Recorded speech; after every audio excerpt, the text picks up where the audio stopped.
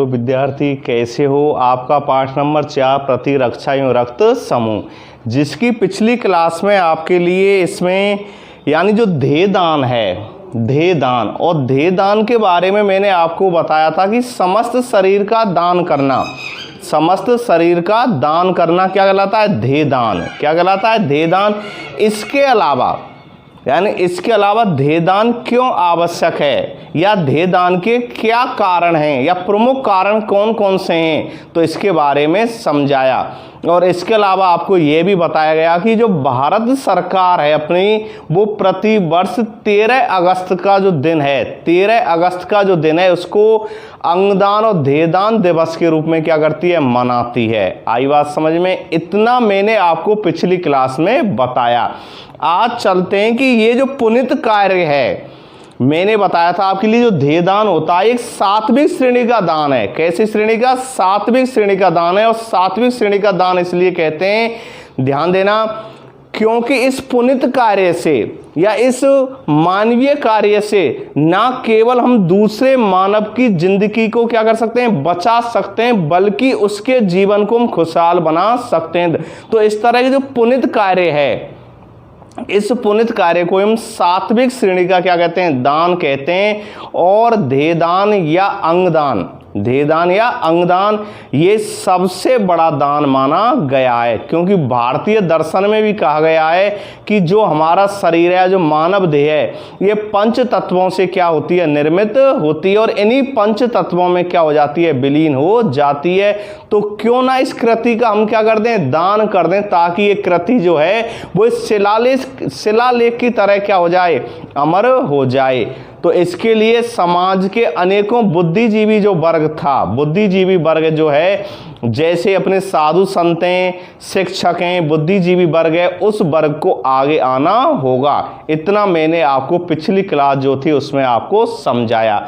आगे चलते हैं, ध्यान देना कि भारत के कई जो प्रतिष्ठित व्यक्ति जो हैं, उन्होंने अंगदान और देहदान किया। उनके कुछ जो नाम हैं, यानी प्रमुख जो 6 नाम हैं हमारे सिलेबस में दे रखे हैं, तो उनके बारे में आपको बताता हूं कि नंबर 1 थी लक्ष्मी, जो थी लक्ष्मी सहगल। लक्ष्मी सहगल, ध्यान देना, प्रश्न में बाद में लिखाऊंगा आपके लिए, पहले आप समझ लीजिए इसको। तो देखिए, ध्यान देना कि भारत में एक यानी लक्ष्मी सहगल जो एक 90 वर्षीय महिला थी। क्या थी?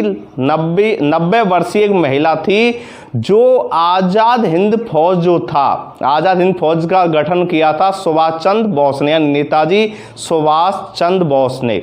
आई बात समझ? आज़ाद हिंद फौज का गठन किया था, जिसका यानी नारा था, करो या मरो, या दिल्ली चलो, या तुम मुझे खून दो मैं तुम्हें आज़ादी दूंगा। तो विभिन्न प्रकार के उनके क्या थे? नारे थे। उस आज़ाद हिंद फौज की सदस्य थी, मेंबर थी, कौन? लक्ष्मी सहगल। आई बात समझ में? लक्ष्मी सहगल जो थी आज़ाद हिंद फौज की क्या थी? सदस्य थी, उसकी मेंबर थी। और आज़ाद हिंद फौज के बारे में आपने पढ़ा होगा एसएस में, साइंस में तो इतना टच नहीं है, फिर भी मैं बता देता हूँ थोड़ा सा आपके लिए कि आज़ाद हिंद फौज का जो गठन किया था नेताजी सुभाष चंद्र बोस ने किया था। जब हमारा देश अंग्रेजों के गुलाम था, उस समय इस फौज का क्या हुआ था? गठन हुआ था। और विभिन्न प्रकार के इसके नारे जो आपने मैंने बताए थे कि जैसे तुम मुझे खून दो मैं तुम्हें आज़ादी दूंगा, ये उनका फेमस नारा था उस समय का। तो ध्यान देना, उसकी सदस्य थी कौन? लक्ष्मी सहगल, जिन्होंने अपने 90 वर्ष की एज में अपने आंखों का जो कॉर्निया था, आंखों के क्या हुए? अपने कॉर्निया, जिनकी सहायता से हम किसी वस्तु का प्रतिबिंब देखते हैं, जिनकी सहायता से हम किसी वस्तु का प्रतिबिंब देखते हैं, तो 90 वर्ष की एज में उन्होंने अपने आंखों के जो कॉर्निया थे वो किसी अन्य 2 व्यक्तियों को क्या कर दिए? दान कर दिए। आई बात समझ में? तो नंबर 1 कौन निकल के आई इस पुनीत कार्य के लिए? सबसे पहले सामने लक्ष्मी सहगल। नंबर 2 इसमें जो नाम है, ध्यान देना, एक साहित्यकार थे विष्णु प्रभाकर। कौन थे? विष्णु प्रभाकर। समझना भी, प्रश्न में बाद में नोट कराऊंगा, ध्यान देना। साहित्यकार विष्णु प्रभाकर। नंबर तीसरा जो इसमें नाम आता है, एक समाज सेवी थे, समाज सेवी कह लो, समाज सुधारक कह लो या विचारक कह लो, यानी एक समाज सेवी थे। और समाज सेवी जो थे अपने, उनका नाम जो था नाना, श्री नाना देशमुख। कौन थे? श्री नाना देशमुख। उन्होंने भी अपने शरीर को क्या कर दिया? देहदान कर दिया। और देहदान के बारे में मैंने आपको बताया था कि समस्त शरीर का क्या करना? दान करना देहदान कहलाता है। जबकि अंगदान क्या होता है? किसी ऊतक या किसी अंग का दान करना क्या कहलाता है? अंगदान कहलाता है। और मैंने बताया आपको कि अंगदान और देहदान जैसे पुनित कार्य के लिए समाज के कुछ व्यक्ति कैसे आए? सामने आए। जिनमें नंबर एक कौन सी थी? लक्ष्मी सहगल है। नंबर दूसरे कौन से थे अपने? नंबर दूसरे इसमें जो है साहित्यकार अपने विष्णु प्रभाकर हैं। नंबर तीसरे कौन से थे? यानी विख्यात समाज सेवी श्री नाना देशमुख, यानी विख्यात समाज सेवी श्री नाना देशमुख। इसके अलावा पश्चिमी बंगाल के, यानी पश्चिमी बंगाल जो है अपना, उसके पूर्व मुख्यमंत्री श्री ज्योति बसु, यानी श्री ज्योति बसु आदि ने ध्येय की अपने, यानी आदि ने ध्येय ध्यान की क्या की है? इच्छा जताई है कि उनकी मृत्यु के बाद उनकी जो देह है वो दान कर दी जाए। इसके अलावा हाल में ही हाल में दो व्यक्ति ऐसे हैं जिन्होंने अपनी देहदान की इच्छा जताई है। एक तो साध्वी ऋतंभरा थी, और एक क्रिकेटर गौतम गंभीर। आप जानते हैं गौतम गंभीर के बारे में। क्रिकेटर थे, भारतीय टीम के खिलाड़ी रहे, तो उन्होंने हाल में ही अपने देहदान करने की क्या की है? इच्छा जताई है। और एक साध्वी थी, यानी एक भागवत आचार्य है साध्वी ऋतंभरा, उन्होंने भी अपने मृत्यु के बाद अपनी देहदान करने की इच्छा जताई है। तो सही माने में ध्यान देना, आगे लिख रहा है वो कि सही माने में, यानी कैसे मनुष्य कैसे महात्मा हैं? क्या है? महात्मा हैं। यानी सही माने में जो ये व्यक्ति हैं क्या है? समाज के महात्मा हैं, जिन्होंने सबसे पहले इस पुनित कार्य को संपन्न कराया है। तो ध्यान देना, समाज के कई पृथ्वी व्यक्ति स्कुलीन कृत्य के लिए आगे आए हैं। 90 वर्ष की उम्र में कौरैया दान करके कैप्टन लक्ष्मी सहगल, जो नेताजी सुभाष चंद्र बोस के संग आज़ादी की लड़ाई में क्या हुई थी? शामिल हुई थी, ने दो लोगों की जिंदगी में उजाला भर दिया।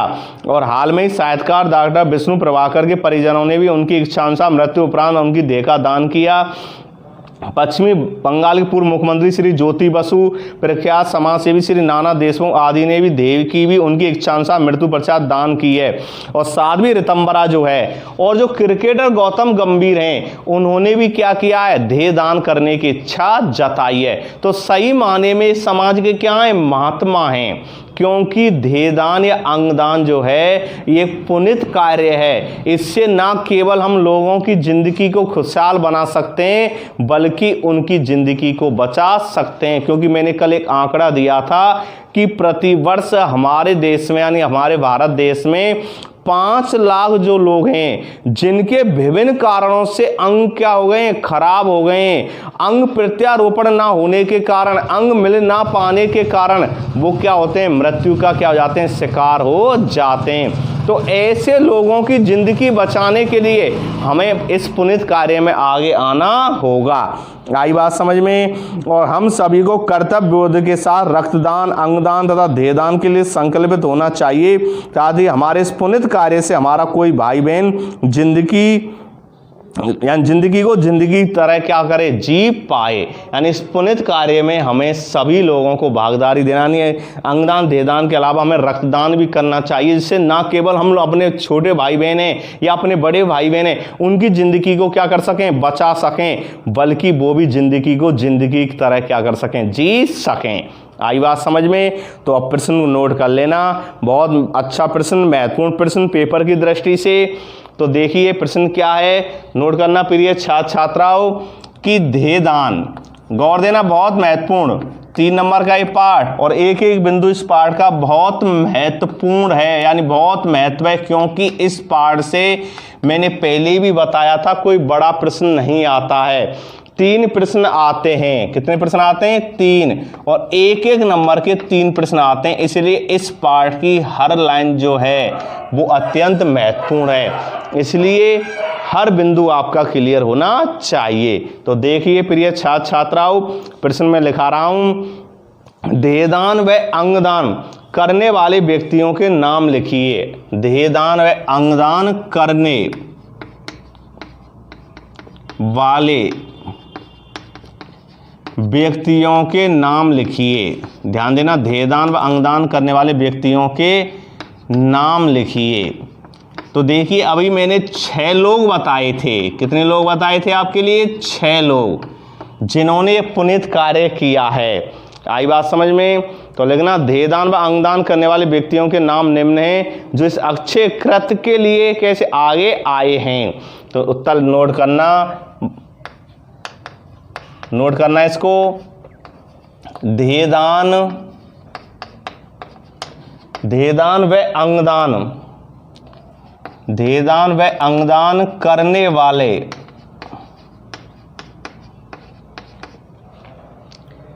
यानी देहदान व अंगदान करने वाले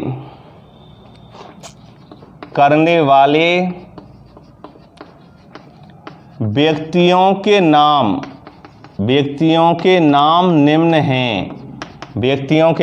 निम्न हैं। और ये कैसा कार्य है प्रिय छात्र छात्राओं? ये पुनीत कार्य है, यानी समाज की भलाई का कार्य है। तो जो इस अच्छे कृत्य के लिए आगे आए हैं, यानी ये करने वाले व्यक्तियों के नाम निम्न हैं जो इस अच्छे कृत्य के लिए, जो इस अच्छे कृत्य के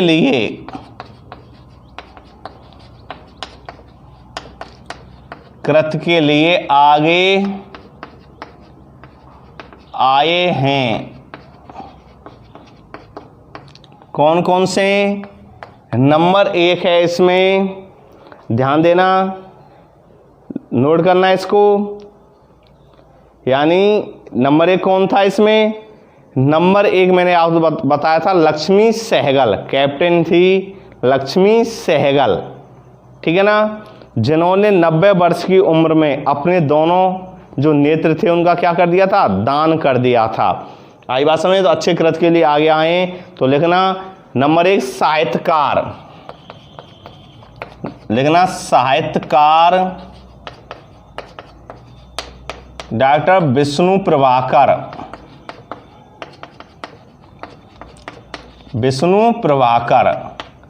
नंबर 2 यानी प्रख्यात समाज सेवी, प्रख्यात या विख्यात एक ही बात है, विख्यात समाज सेवी श्री नाना देशमुख।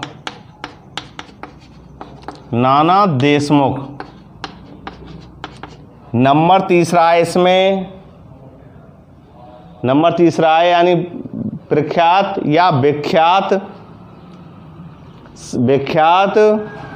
समाज सेवी श्री नाना देशमुख। आई बात समझे? नंबर 3 है इसमें, नोट करना नंबर 3, ध्यान देना, पश्चिम बंगाल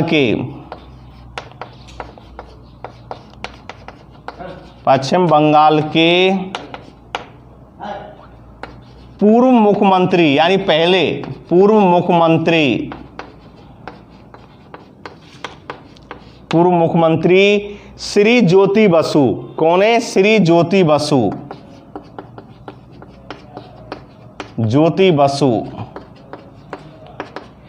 क्रिकेटर गौतम गंभीर। नंबर 4 लिख लेना, क्रिकेटर गौतम गंभीर वर्तमान में दिल्ली से सांसद भी हैं। यानी गौतम गंभीर जो हैं क्या है? सांसद, यानी MP हैं दिल्ली से, गौतम गंभीर। नंबर 5 है साध्वी ऋतंभरा।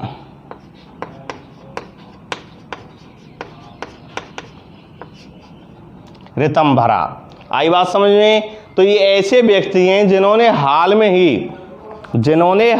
ही क्या है? अंगदान किया है। कुछ ने तो अंगदान पहले ही कर दिया था और कुछ अभी अंगदान किया है और इन्होंने इनकी मृत्यु के बाद इन्होंने अंगदान की क्या की है, सहमति जताई है। क्या जताई है, सहमति। आगे एक प्रश्न और लिख लेना, इसमें मैंने ऐड नहीं किया है वो।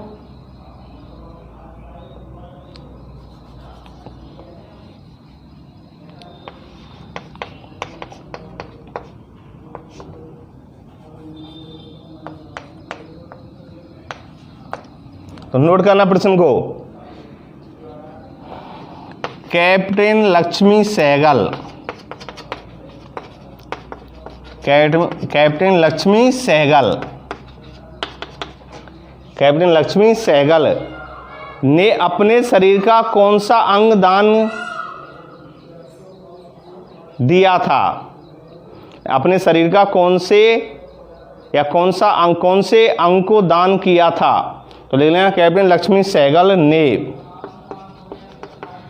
अपने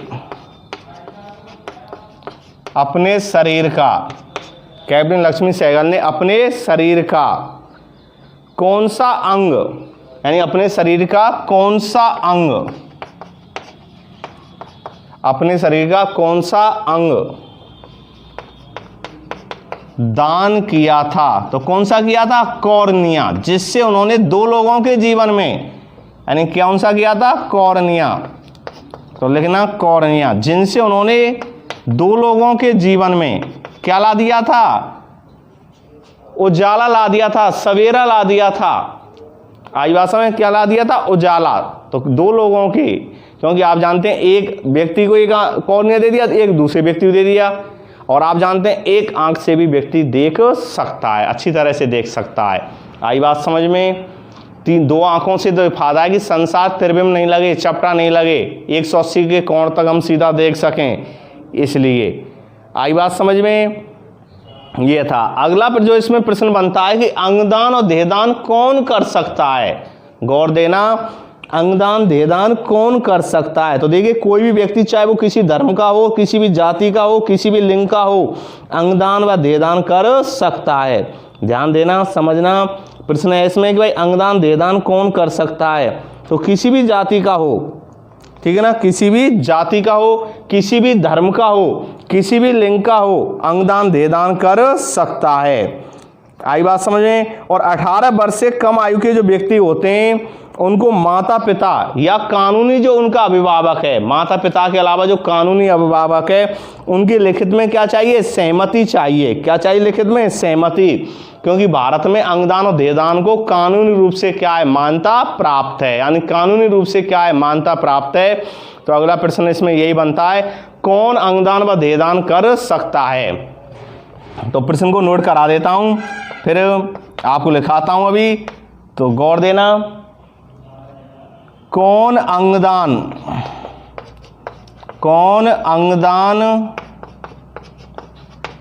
व देहदान कर सकता है? यानी अंगदान देहदान कौन कर सकता है? कौन अंगदान व देहदान कर सकता है, या अंगदान देहदान कौन कर सकता है? एक ही बात है, कैसे भी प्रश्न आ सकता है बोर्ड में। तो देखिए, ध्यान देना, कोई भी व्यक्ति, लिख लेना पहले इसको, एक लाइन लिख लेते हैं, फिर इसको पूरा विस्तार बता देता हूं। कोई भी व्यक्ति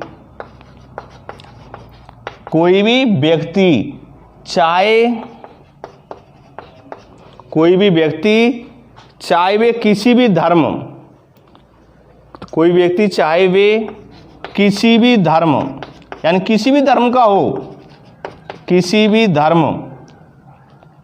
धर्म कौमा जाति व लिंग का हो, कोई भी व्यक्ति चाहे वे किसी धर्म, जाति व लिंग का हो, अंगदान व देहदान कर सकता है। अंगदान व देहदान कर सकता है। ध्यान देना कि किसी भी धर्म का हो वो, यानी चाहे हिंदू धर्म का है, चाहे जैन धर्म का है, चाहे ईसाई धर्म का है, चाहे बौद्ध धर्म का है, चाहे मुस्लिम धर्म का है, किसी भी धर्म का है और किसी भी जाति का है, और कोई भी लिंग हो, पुरुष हो चाहे स्त्री हो, पुरुष हो चाहे स्त्री हो, क्या कर सकता है? अंगदान व देहदान कर सकता है। आई बात समझ में? यानी इसकी कोई ऐसे स्पेशल शर्त नहीं है साहब कि उसी धर्म के, कोई भी धर्म का हो, किसी भी जाति का हो, किसी भी लिंग का हो, अंगदान कर सकता है। मैंने आपको बताया था अंगदान या देहदान कर सकता है, और आपको पहले ही बताया था इससे बच्चे से लेकर और 90 वर्ष तक का व्यक्ति भी अंगदान देहदान कर सकता है। अगर 18 वर्ष से उम्र के आयु के व्यक्ति हैं, यानी अगर किसी की उम्र कैसी है 18 वर्ष से, क्योंकि हमारे संविधान में 18 वर्ष से ऊपर का जो व्यक्ति है उसको वैश्य व्यक्ति माना गया है, 18 वर्ष से ऊपर के को व्यक्ति को। और एसएस में आपने ये भी पढ़ा होगा कि 18 वर्ष का जो व्यक्ति है यही मतदान का क्या होता है, अधिकारी होता है। क्या होता है, मतदान का, मत वोट, ठीक है ना। तो उसमें ये बताया गया किसी व्यक्ति की आयु कैसी है, 18 वर्ष से कैसी है, कम है, तो उसको उसके लिए यानी 18 वर्ष से कम है उससे उस व्यक्ति को उसके माता पिता या जो कानूनी अभिभावक है उसकी सहमति आवश्यक है। आई बात समझ में? तो नोट कर लेना इस बात को, 18 वर्ष से कम आयु के, 18 वर्ष से कम आयु, 18 वर्ष से कम आयु के व्यक्तियों के लिए, 18 वर्ष से कम आयु के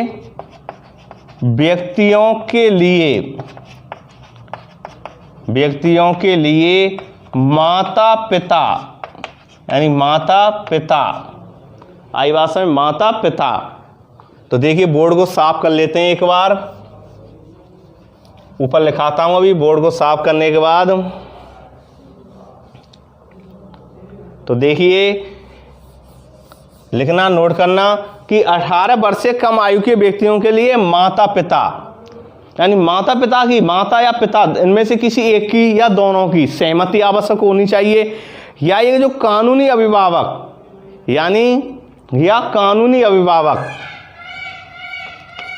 कानूनी अभिभावक है, यानी माना किसी बच्चे के माता पिता नहीं है या किसी कोई बच्चा किसी ने गोद ले लिया है, तो जो उसके कानून के आधार पर जो उसके अभिभावक हैं, कानून के आधार पर ही तो हो गया वो, तो अभिभावक,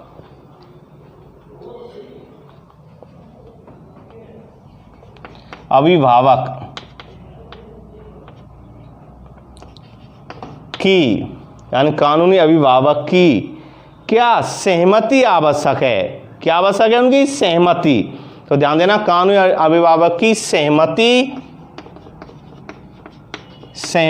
आवश्यक है, सहमति आवश्यक है, क्योंकि आप जानते हैं कि हमारे देश में या अपने भारत देश में अंगदान व देहदान कानूनी रूप से कैसा मान्य है। आई बात से समझ में कि भारत में, नोट कर लेना इस बात को कि भारत में अंगदान व देहदान, भारत में अंगदान व देहदान, भारत में अंगदान व देहदान, अंगदान व देहदान कानूनी रूप से कैसा है, मान्य है। देहदान कानूनी रूप से कैसा है, मान्य है, कानूनी रूप से मान्य है। आई बात समझ में? तो प्रश्न था भाई कौन अंगदान देहदान कर सकता है, तो कोई भी व्यक्ति चाहे वो किसी धर्म का है, किसी जाति का है, किसी लिंग का है, लिंग का हो, अंगदान व देहदान कर सकता है। आई बात समझ में? और 18 वर्ष से अगर कम आयु का कोई व्यक्ति है, यानी 18 वर्ष से कम आयु का व्यक्ति है, तो उसके लिए उसकी माता पिता की सहमति होनी आवश्यक है, या उसका जो कानूनी जो अभिभावक है उसकी सहमति आवश्यक है। आई बात समझ? और भारत में अंगदान व देहदान कानूनी रूप से कैसा है, मान्य है। आई बात समझ में? और इसलिए आप जानते हैं प्रतिवर्ष 13 अगस्त को, कब, 13 अगस्त को भारत में, यानी प्रतिवर्ष 13 अगस्त को अंगदान दिवस या देहदान दिवस के रूप में मनाया जाता है। कल भी लिखाया था मैंने आपके लिए। आई बात समझ में? बहुत महत्वपूर्ण पॉइंट है आपका।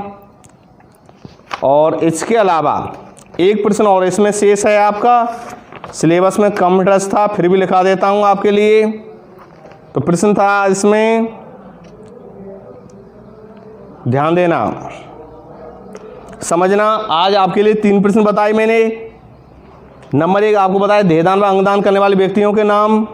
नंबर 2 बता दिया था मैंने कि कैप्टन लक्ष्मी सहगल ने अपने शरीर के कौन से अंग का दान किया था, तो किसका किया था, कॉर्निया का। और तीसरा प्रश्न लिखा है कौन अंगदान व देहदान कर सकता है। एक प्रश्न बनता है, आ सकता है एक नंबर में कि भाई अंगदान की आवश्यकता समझाइए, कि जो अंगदान है उसकी आवश्यकता क्या है। तो नोट करना है इस प्रश्न को, अंगदान की आवश्यकता समझाइए। तो देखिए नोट करना, वैसे मैंने कई बार इसको बताया है कि भाई अंगदान की क्यों आवश्यकता है, तो नोट कर लेना, अंगदान की आवश्यकता समझाइए। अंगदान की आवश्यकता समझाइए। नोट करना भाई, अंगदान की आवश्यकता समझाइए। तो नोट करना, अंगदान की आवश्यकता समझाइए। तो देखिए अंगदान द्वारा दान किया गया अंग, तो नोट कर लेना इसको। वैसे कई बार बता दिया है कि उसके जीवन को हम बचा सकते हैं, उसके जीवन में खुशहाल ला सकते हैं, वही बात है, पर थोड़ा सा इसको मैं लैंग्वेज के आधार पर आपको लिखा देता हूं। 1 नंबर का आ सकता है अंगदान की आवश्यकता बताइए, अंगदान का क्या महत्व है, तो ये बात आपको लिखनी होगी। अंगदान द्वारा दान किया गया अंग, अंगदान द्वारा दान किया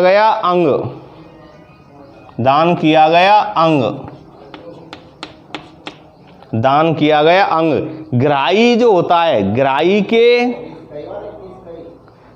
के शरीर में, किसमें, ग्राही के शरीर में, जो ग्राही होता है उसके शरीर में, ग्राही के शरीर में, अंग ग्राही के शरीर में दान किया गया अंग, ग्राही के शरीर में, ग्राही के शरीर में प्रत्यारोपित, ग्राही के शरीर में प्रत्यारोपित किया जाता है, ग्राही के शरीर में प्रत्यारोपित किया जाता है, प्रत्यारोपित किया जाता है। इस तरह अंगदान से, इस तरह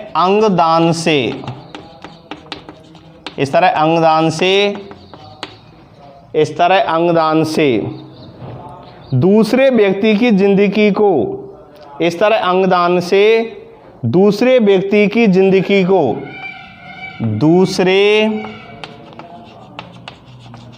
व्यक्ति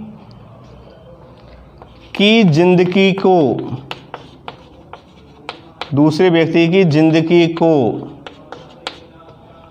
दूसरे व्यक्ति की जिंदगी को ना केवल बचाया जा सकता है, जिंदगी को ना केवल बचाया जा सकता है, ना केवल बचाया जा सकता है, बचाया जा सकता है, बल्कि क्या बना सकते हैं, उसे खुशहाल भी बना सकते हैं। क्या बना सकते हैं, उसे खुशहाल भी बना सकते हैं। तो लिख लेना इस लाइन को, बल्कि खुशहाल भी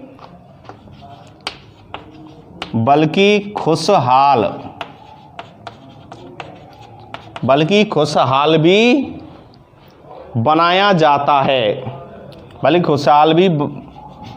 खुशहाल भी बनाया जाता है।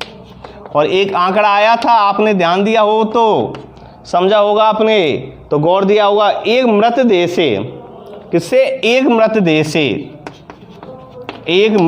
से, ध्यान दिया ना प्रिय छात्राओं, एक मृतदेह से 50 जरूरतमंद लोगों की सहायता की जा सकती है। तो एक मृतदेह से कितने, 50 जरूरतमंद लोगों की यानी एक मृतदेह से 50 जरूरतमंद लोगों की सहायता की जा सकती है, जरूरतमंद लोगों की सहायता की जा सकती है। आई बात समझ में, ये इसका क्या हुआ, महत्व हुआ कि नहीं हुआ, कि भाई अंगदान की आवश्यकता समझे। महत्व क्या है कि भाई अंगदान द्वारा दान किया गया अंग ग्राही के शरीर में प्रत्यारोपित प्रत्यारोपित किया जाता है। इस तरह अंगदान से दूसरे व्यक्ति की जिंदगी को न केवल बचाया जा सकता है बल्कि खुशहाल भी बनाया जा सकता है और एक मृतदेह से 50 जरूरतमंद लोगों की सहायता की जा सकती है। तो ये महत्व हो गया चाहे आवश्यकता। आई बात समझ में? तो इसी के साथ प्रिय छात्र छात्राओं पाठ नंबर 4 आपका कंप्लीट। अब तक मैंने आपके लिए, गौर देना, अब तक मैंने आपके लिए पहला पार्ट जो था 4 नंबर का, तीसरा जो पार्ट पढ़ाया था आनुवांशिकी 4 नंबर का, पहला पार्ट जो था वो 4 नंबर का, भोजन एवं मानव स्वास्थ्य पाठ नंबर 3, आनुवांशिकी 4 नंबर का, प्रतिरक्षा रक्त समूह 3 नंबर का। कितने नंबर का पार्ट है? 3 नंबर का। तो 11 नंबर का सिलेबस मैंने आपको कंप्लीट करा दिया। नहीं, अब तक आपके 3 पार्ट कंप्लीट हो गए। आई बात समझ में? तो गौर देना प्रिय छात्र छात्राओं, कितने पार्ट कंप्लीट हो गए? 3। अब मैं आपको इसका जो पाठ मानव तंत्र अभी ना करा के और पहले मैं इसकी केमिस्ट्री प्रारंभ कर रहा हूँ। कुछ बच्चों की डिमांड हो रही है कि सर केमिस्ट्री प्रारंभ कीजिए, तो आपको नेक्स्ट अगली जो है केमिस्ट्री प्रारंभ करने जा रहे हैं। पाठ नंबर 5 जो है आपका केमिस्ट्री का है, दैनिक जीवन रसायन। तो अगली वीडियो में आपको केमिस्ट्री मिलेगी, क्यों कई दिन से कुछ लड़कों के मैसेज आ रहे थे कि भाई केमिस्ट्री के बारे में लिखाओ या केमिस्ट्री के बारे में बताओ। तो आई बात समझे? तो केमिस्ट्री के बारे में आपको समझा रहे थे, कह रहे थे, तो अगली वीडियो में आपको केमिस्ट्री मिलेगी। इसलिए प्रिय छात्र छात्राओं जो भी इस वीडियो को देख रहे हैं अपनी अब पढ़ाई प्रारंभ कर दो, क्योंकि अब बायोलॉजी जो थी एक इजी पार्ट माना है, आसान पार्ट है अपनी साइंस का, इजी पार्ट है साइंस का, एक आसान पार्ट है। लेकिन जो अपनी क्या है केमिस्ट्री है वो थोड़ी सी जटिल मानी जाती है। लेकिन देखना केमिस्ट्री को बहुत इजी बना देंगे, आपको ऐसी ट्रिक्स हैं बहुत इजी तरह से आपको समझाएंगे। लेकिन फिर भी अब आपको मेहनत प्रारंभ कर दो, घर पर प्रतिदिन 3-4 घंटे पढ़ो। आई बात समझ में? और प्रतिदिन जो हम पढ़ा रहे हैं उसका ध्यान से अध्ययन करो, क्योंकि समय पर आपकी जो बोर्ड, कल कई हम फील्ड में गए थे, कई बच्चे कह रहे सर बोर्ड समाप्त हो गई क्या? नहीं, बोर्ड के ही पेपर लगने हैं, बोर्ड के पेपर होंगे आपके 10वीं 12वीं वाले जो भी छात्र देख रहे हैं वीडियो को, और बोर्ड कोई समाप्त नहीं हुई है। अब की बार बोर्ड के ही पेपर लगेंगे, वो ही मार्च में पेपर होने, इसलिए अपनी प्रतिदिन मेहनत करो, अच्छी तरह से मेहनत करो। Thanks, okay. मिलते हैं नेक्स्ट अगली वीडियो में एक नए टॉपिक, नए पार्ट्स रसायन विज्ञान के साथ। ओके।